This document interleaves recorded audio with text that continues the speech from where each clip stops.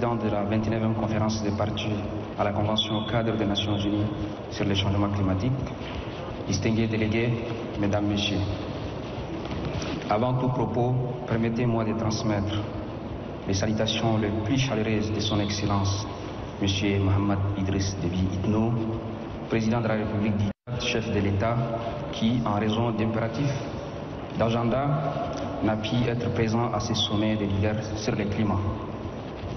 J'ai l'honneur de m'adresser ici à vous en son nom pour transmettre également les salutations respectueuses du gouvernement et du peuple tchadien qui suit avec un intérêt particulier les discussions cruciales de ces sommets.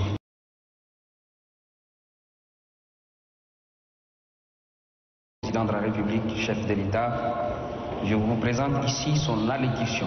Je cite: permettez-moi tout d'abord de remercier le gouvernement et le peuple de la République d'Azerbaïdjan pour toutes les marques d'attention dont nous sommes l'objet à Bakou. Nous nous réjouissons ici du fait qu'en organisant la 29e conférence des parties, son Excellence Ilham Aliyev, président de la République d'Azerbaïdjan, ne fait qu'honorer le prolongement de l'engagement déterminé pour un avenir durable et prospère. Nous les remercions en son rang et en son honneur.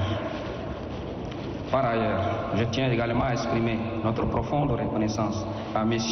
Simon Estiel, secrétaire exécutif de la Convention cadre des Nations Unies sur les changements climatiques, ainsi qu'à l'ensemble de son équipe pour le travail abattu.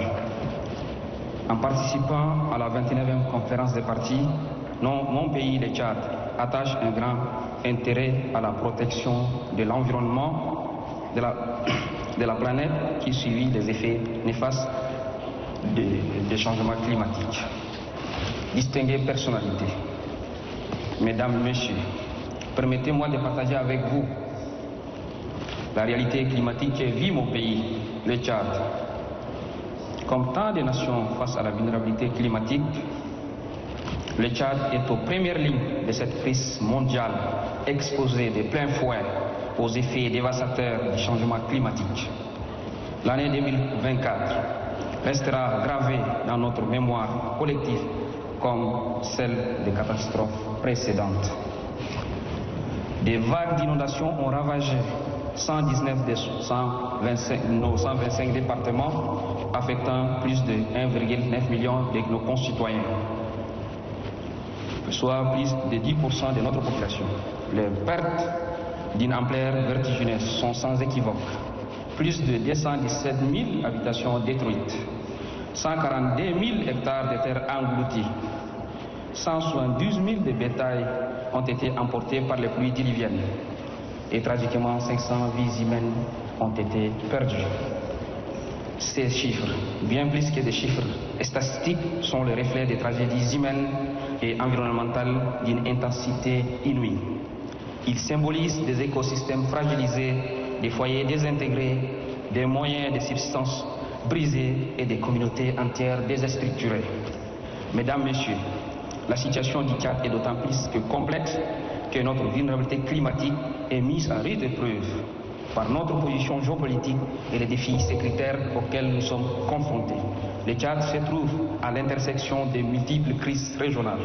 À l'est, la crise du Soudan a entraîné un afflux massif de réfugiés exerçant une pression additionnelle sans précédent sur nos ressources déjà limitées. Au nord, l'instabilité persistante en Libye continue de mettre à rude épreuve notre sécurité nationale. Dans la région du Ladjat, la menace de Boko Haram reste vive, forçant des communautés entières à se déplacer.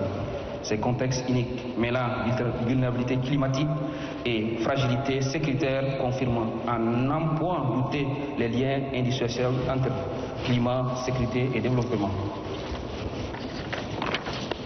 C'est dans ces contextes que nous saluons la déclaration sur le climat, la paix, la stabilité et la reconstruction ratifiée lors de la COP28.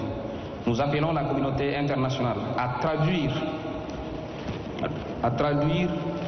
rapidement cette déclaration en actes concrets. Les États fragiles comme le nôtre ne peuvent être pris à entendre. nous plaidons du haut de cette tribune pour la création des mécanismes de financement spécial dédiés aux pays fragiles et en conflit, l'intégration systématique des enjeux de fragilité et des conflits dans tous les mécanismes de financement climatique. Excellences, Mesdames, Messieurs, la création du Fonds pour le perte et préjudice lors de la COP28 a été une avancée majeure, mais les besoins urgents du moment appellent à une mise en œuvre immédiate. Mon pays appelle à des mécanismes d'accès simplifiés pour les pays les plus vulnérables, une action minimale garantie pour les pays les moins avancés, les modalités de décaissement rapide adaptées aux situations d'urgence et l'inclusion d'un sous-objectif dédié aux pertes et préjudices dans les nouveaux objectifs collectifs de financement climatique. Excellences, Mesdames, Messieurs, en matière d'ambition climatique, le Tchad a déjà posé les jalons de son engagement dans cette lutte contre les changements climatiques. Nous avons, dès 2015, élaboré notre première contribution déterminée au niveau national, révisée de manière ambitieuse en 2021, en totale concordance avec les objectifs de l'accord de Paris. La mise en œuvre de ces instruments exige des investissements colossaux, estimés à plus de 11,7 milliards de dollars. Ces besoins en financement restent largement insatisfaisants, limitant drastiquement notre capacité à protéger nos communautés qui sont aujourd'hui parmi les plus vulnérables. C'est pourquoi nous croyons que le sommet de la COP29, centré sur la finance climatique, représente un moment crucial dans la refonte de l'architecture financière internationale.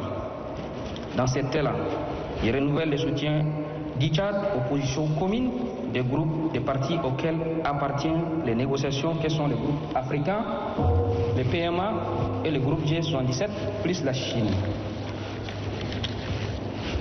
Je ne saurais terminer mes propos sans renouveler mon appel pour le sauvetage du lac Tchad, dont son bassin fait plus de 30 millions d'âmes et plus que jamais menacé de disparition.